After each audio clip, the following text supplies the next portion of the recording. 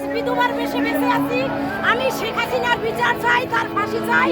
যারা এই বিডিআর বিদ্রোহের ইন্ধন যোগাইছে তাদেরও ফাঁসি চাই।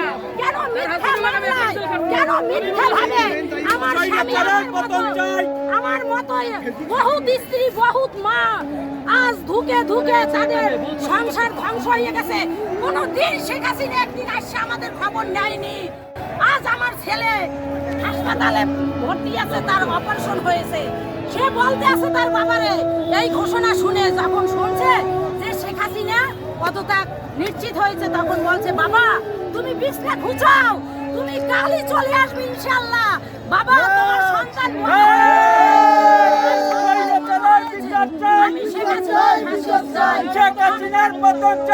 আমি বিডিআর বিদ্রোহের সঠিক বিচার চাই। কেন তাদের চাকরিচ্যুত করা হলো বিনা অপরাধে? তাদের সম্মানিত পোশাক কেন খুলে নেওয়া হলো? কি অপরাধ ছিল তাদের? আমি জানতে চাই। আমার মতো শত শত শত স্ত্রী আজ আমি আমার আত্মীয় স্বজনের জন্য ভালো আছি, ভালো খাই, যেভাবে আছি বেঁচে আছি, কিন্তু কত বিডিআর ফ্যামিলি আজ ধ্বংস হয়ে গেছে। তারা গার্মেন্টস করতেছে, তারা মাটিতে মিশে গেছে, তারা এই অভাবের তাড়নায় দ্বিতীয় বিয়ে করতে বাধ্য হয়েছে, শুধু একমাত্র এই শেখ হাসিনার কারণে। 3 মাসের মাথায় উনি এই ঘটনা ঘটাইছে।